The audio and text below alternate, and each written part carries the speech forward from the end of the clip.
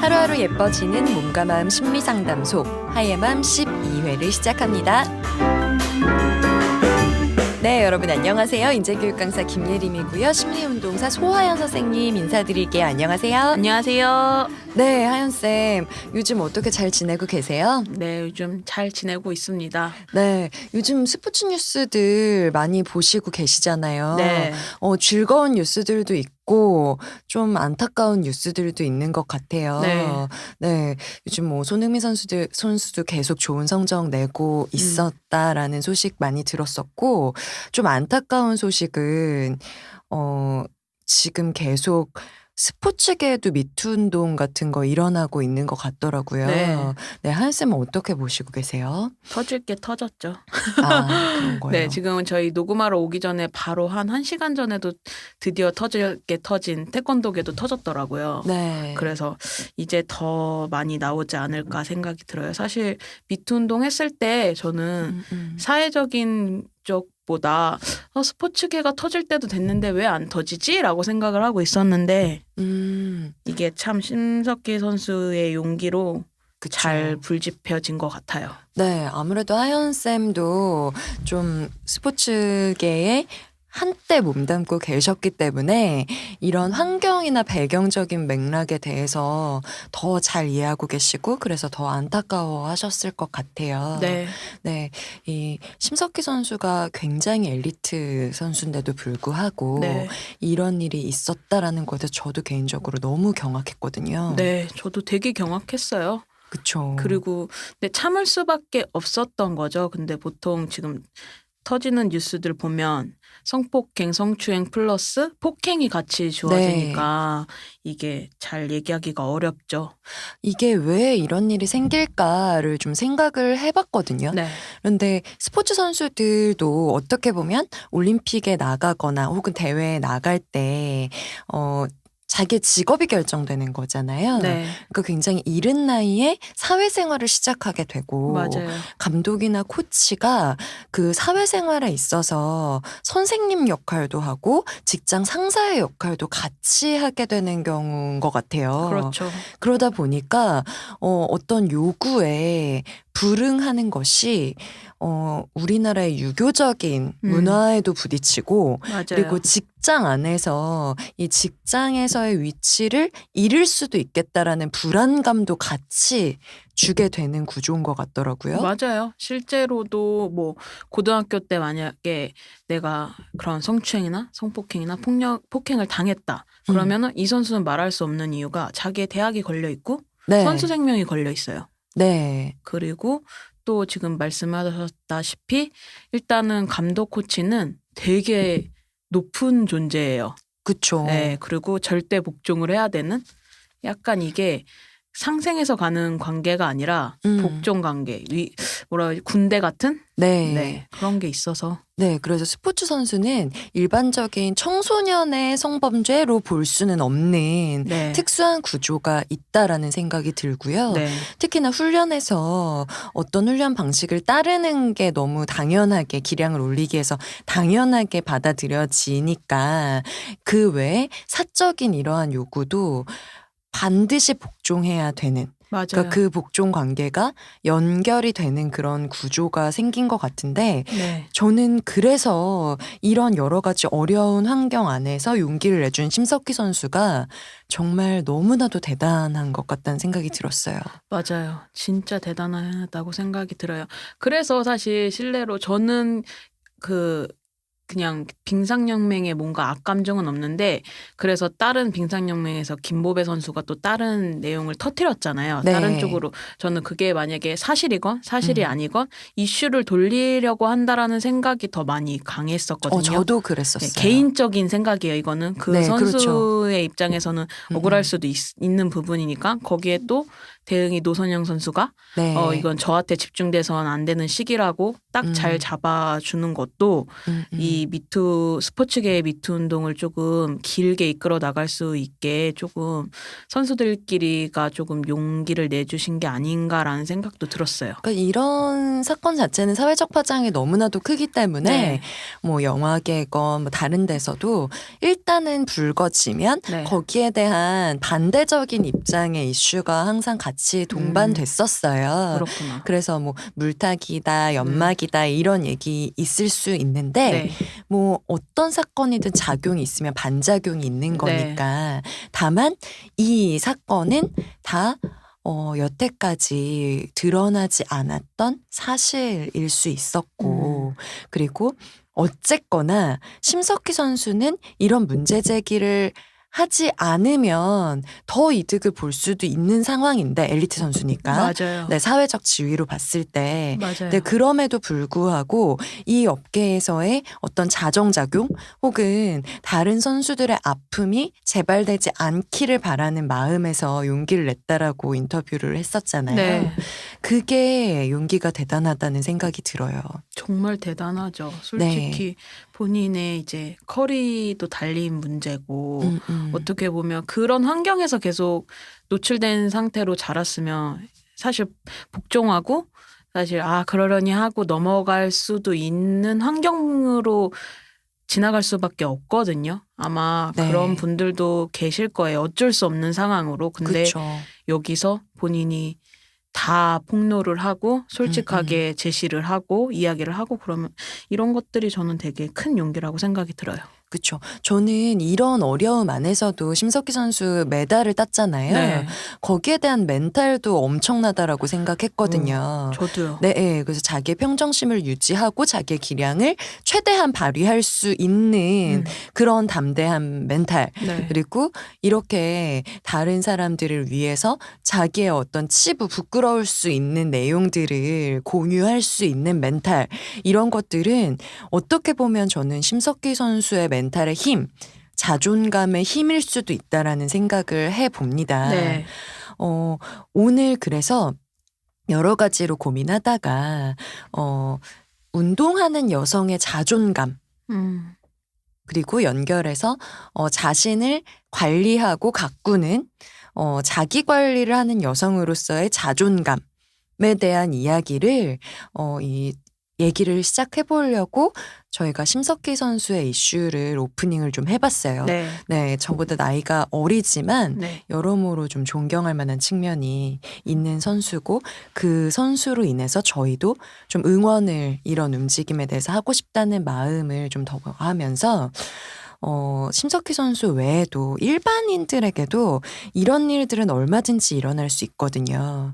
부지기수죠. 네, 자기 관리를 하는 오늘 방송은 특히 여성을 네. 포커싱해서 그런 여성들이 사회적인 시선을 어떻게 감내하고 있는지 그리고 그런 사회적 시선에 어떻게 직간접적으로 피해를 입고 있는지 그럼에도 불구하고 자기 관리를 한다라는 거에 대해서 어떻게 포커싱을 해야 될 건지에 대한 이야기를 좀 해보려고 합니다. 네. 그러면 하예맘 1부 나를 지키는 자기 관리 시작해 볼게요.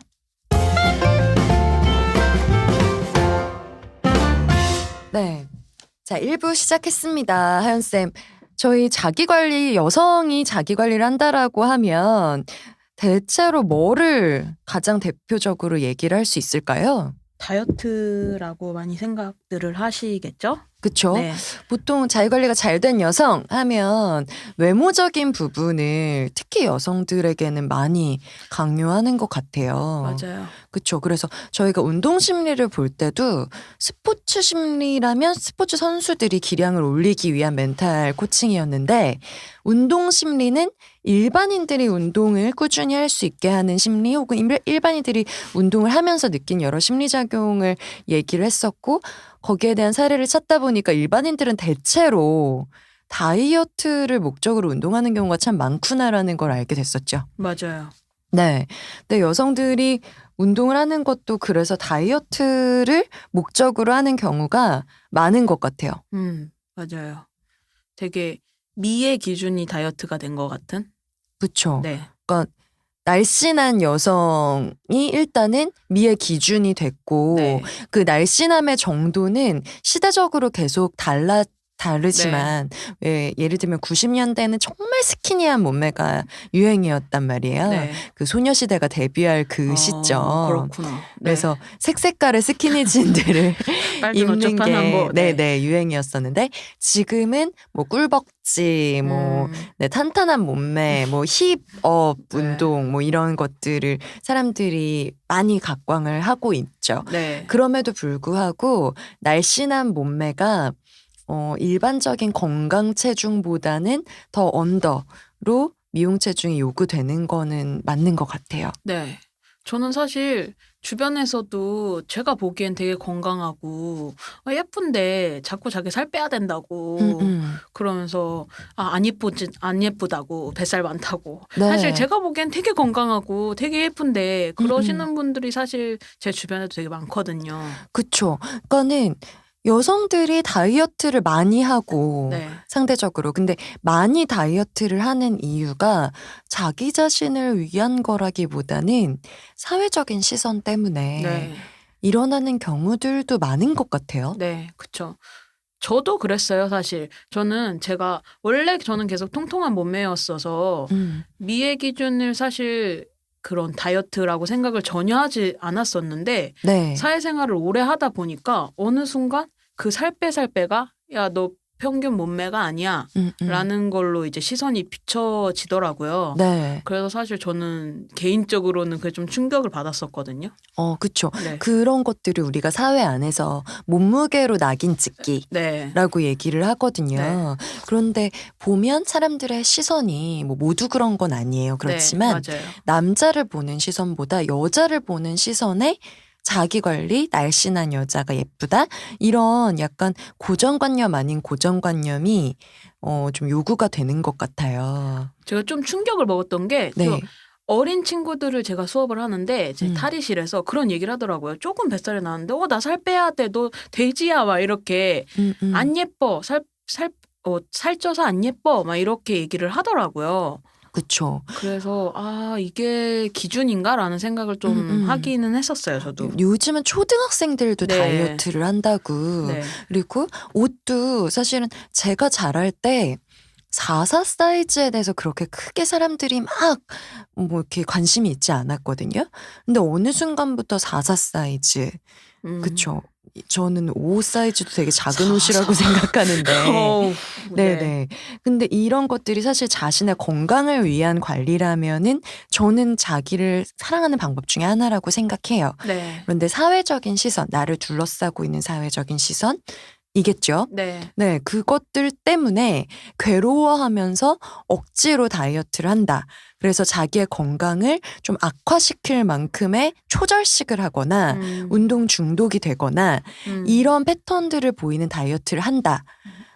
이것들은 사실은 자기 자신을 죽이는 거거든요. 네. 그러니까 끊임없이 요요가 왔다가 다시 빼고 요요가 왔다가 다시 빼고 이렇게 되는 거겠죠. 맞아요. 네. 그래서 막상 다이어트에 성공했다라는 거를 종집으로 찍는 사람들은 거의 없대요. 다이어트 산업에서 단식원조차도 단식원을 10명이 들어왔다 해서 출소한 사람 10명 중에 3명 정도만 유지에 성공하고 나머지 7명은 다시 돌아온다라고 이야기를 하더라고요. 네, 이렇게 다시 돌아오지 않고 계속 유지를 하시는 분들의 패턴을 제가 유튜브에서 많이 봤거든요. 네. 이런 분들은 오히려 사회적인 시선에서 좀 자유로우신 것 같아요.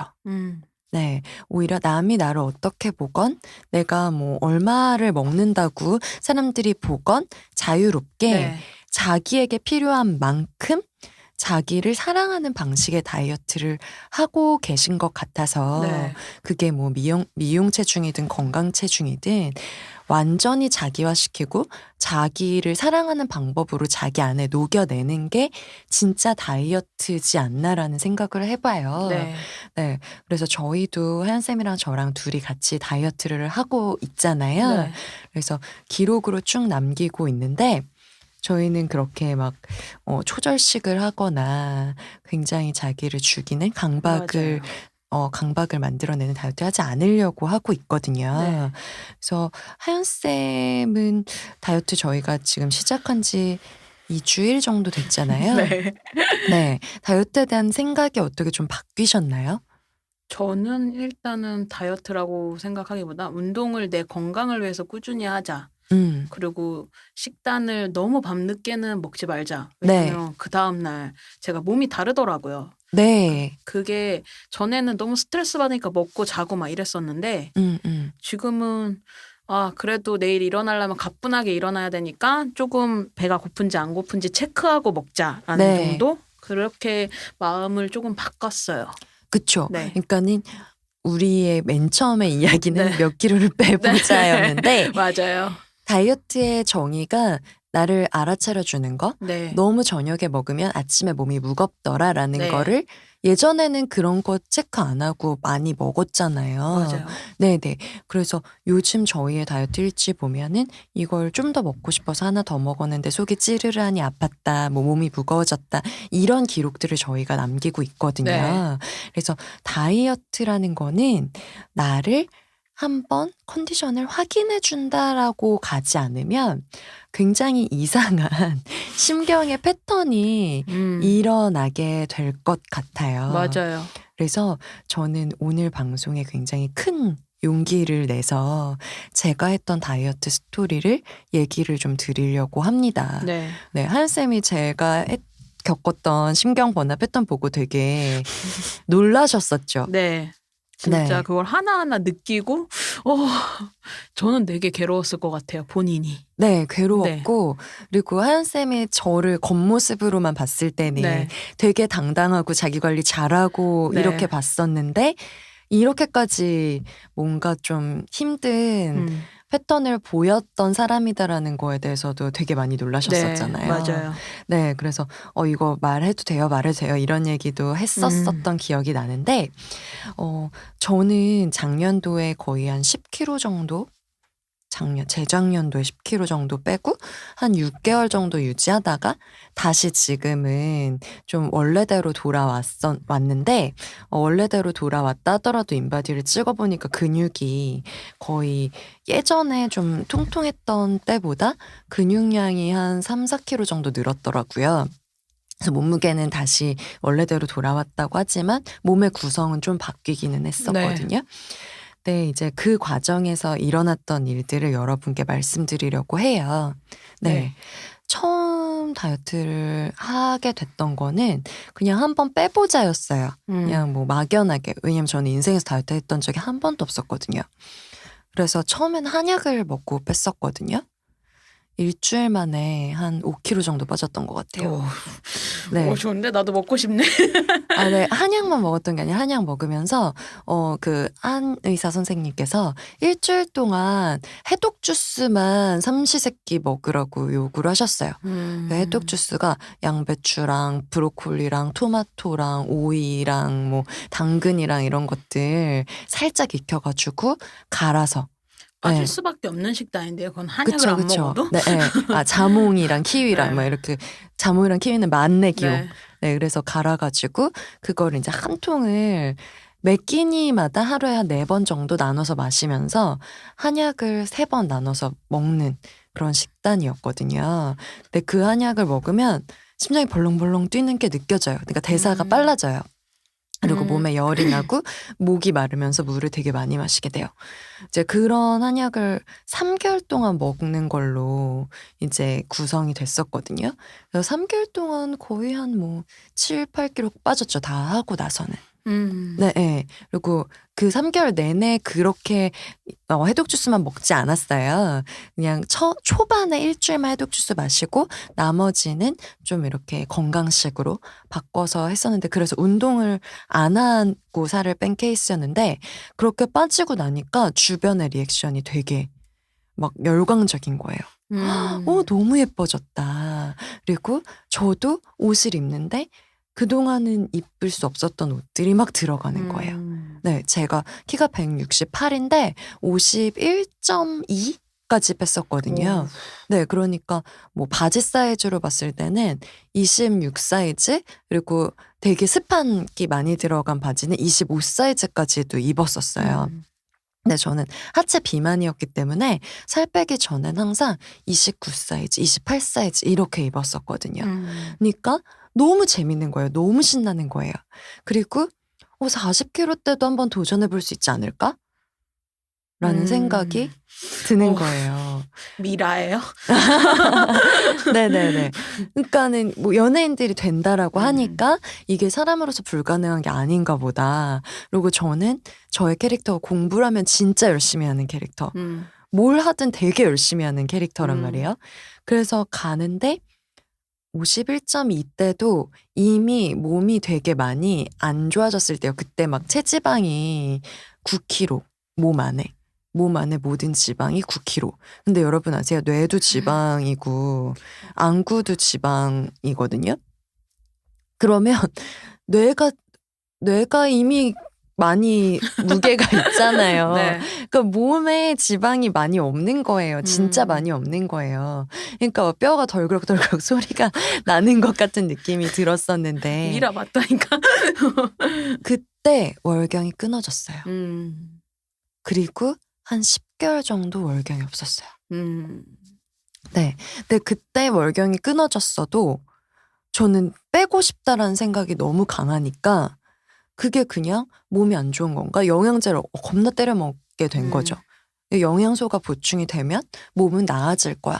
그래서 그 당시에 먹었던 영양제가 비타민 B, C, D, 뭐, 네. 그리고 뭐 MSM, 그리고 뭐, 오메가. 오메가3, 맞아. 오메가3, 그리고 프로바이오틱스, 뭐, 칼슘, 마그네슘, 뭐, 5만 영양제를 다 먹었어요. 영양제만 먹고 배가 부를 정도로. 그것도 시간 뭐는 아침에 먹는 게 좋다, 뭐는 밤에 먹는 게 좋다 이런 거 되게 꼼꼼히 챙겨가지고 그리고 뭐 에센셜 오일 같은 거 뭐 몸에 들어가면 좋다더라. 그래서 뭐 무슨 뭐 진저 오일 뭐 이런 것들을 다 챙겨 먹었는데 그래도 생리가 안 되는 거예요. 거진 10개월이니까 1년 가까이. 그쵸? 그리고 그때 폭식이 생겼어요. 그러니까 영양이 부족하니까 몸에서 계속 신호를 보낸 거예요. 너 뭐 먹어. 근데 뭐 먹으면 불안하잖아요. 살이 찔 수도 있어. 그래서 양배추를 먹는다든지 폭식을. 보통은 왜 이렇게 폭식증에서 텔레비에 나오는 사람들 뭐 피자 몇 판 먹고 뭐 이렇게 치킨 몇 마리 먹고 근데 저는 그게 아니고 양배추, 샐러리, 당근, 토마토 그런 것들을 막 1kg 막 이렇게 먹는 거예요. 그건 괜찮지 않아요? 건강 제가 음식이니까.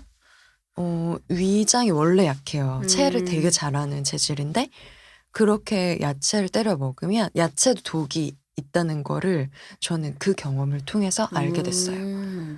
몸이 띵띵 붓고 다 토하고 토하면서 속이 엄청 쓰리고 채소가 식이섬유가 너무 많으면 소화가 잘 안 되잖아요. 네. 그러니까는 되게 막 이상한 쓸개즙 같은 게 네, 계속 신물이 올라오듯이 술 먹고 끝까지 나오는 그리고 네, 그런 물. 야채를 많이 먹으면 짭짤한 맛이 되게 당겨요. 네. 그리고 맞아. 그 이후에 또 폭식이 왔던 게 빵 폭식. 빵을 막 엄청나게 그리고 또 위가 소화 잘 못 시키니까 폭식이라고 해봤자 빵 뭐 많이 단팥빵 6개, 7개 이 정도 먹어요. 근데 그거를 먹고 나서 온 공포에 시달리는 거예요. 사실 뭐 빵 하루 왼종일 빵 먹는다고 하면 삼시세끼에 단팥빵 2개 해서 하루 종일 6개 먹을 수 있잖아요. 그렇죠.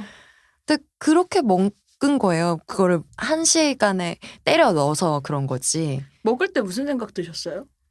그때는 제어가 아예 안 돼요. 그냥 사람이 먹는 거에 집중? 네. 그 무슨 맛인지도 몰라요. 근데 그때는 어디서 음식을 사서 어디서 먹지? 뭐 이것밖에 생각이 안 빨리 사갖고 와야겠다. 그거는 뭐. 빨리 사가지고 와서 빨리 입에 넣어야겠다. 입에 되게 빠른 속도로 먹어요. 맛도 느끼지 못하고. 그러고 나서 끝까지 차죠. 막 목 끝까지 차서 저 같은 경우는 공포심에도 토했지만 위장이 해소가 안 돼서도 막 토했어요. 그리고 그러고 나서 다투하고 나면 제가 너무 불쌍하고 이상하고 너무 막 이런 모습은 정말 내가 원하는 모습이 아닌데 엄청 힘들지 않아요? 힘들죠. 그리고 또 느끼면서 되게 슬펐을 것 같아. 네. 외롭고. 그리고 이게 여태까지는 저는 의지를 가지고 살아가는 사람이고 내가 어떤 의지를 가지고 살면 내가 원하는 거 이룰 수 있을 거야라고 생각했는데 이런 증상은 제 스스로 제어가 안 되는 상황인 거예요. 그러니까 제가 저 스스로를 되게 무서워하게 됐어요. 혼자 있는 시간이 무섭고 또 그렇게 먹을까 봐. 음. 근데 누군가에게 이런 이야기를 하기에는 자존심도 너무 상하고 음.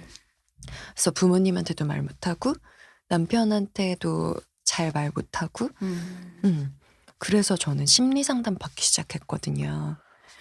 네, 그래서 심리 상담을 받으면서 이런 심리가 내가 살을 빼고자 하는 욕구와 의지가 사회적 시선에서 나왔던 거였구나. 사람들이 너무 날씬해서 예뻐졌다라는 리액션이 너무너무 저에게 자극적이었고 그래서 다시 치면 거봐 쟤 또 요요 오게 돼 있잖아. 쟤 뭐 살 뺀 거 이렇게 반응을 할 거라고 생각하고 너무나도 두려워했었던 거죠.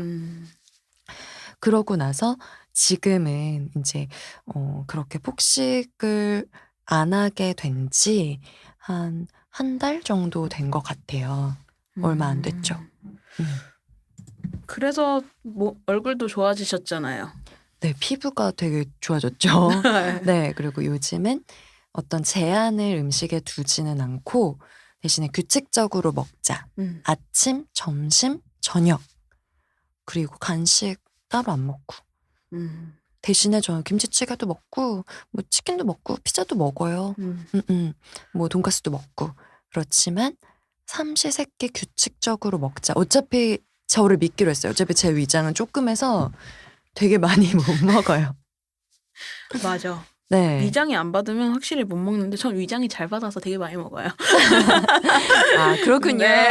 네. 그래서 이제 그런 패턴이 움직여지고 있고 공부를 많이 했어요. 그 폭식이 저한테만 일어나는 일이라고 생각하고 제가 막 이상해진 거라고 생각했는데 그게 아니라 이런 고통을 겪으시는 분들이 되게 많고 의외로 많더라고요, 주변에. 네네. 네. 영양 결핍이 되면 뇌에서 그러한 신호, 음식이 많이 필요해, 많이 먹고 싶어 라는 신호를 보내는 거가 너무 자연스러운 일이다 라는 거를 저는 깨닫게 됐어요. 맞아요.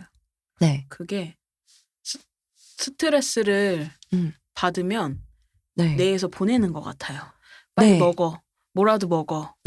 그래서 너의 스트레스를 해소해. 네. 예. 그러니까 살라고. 네.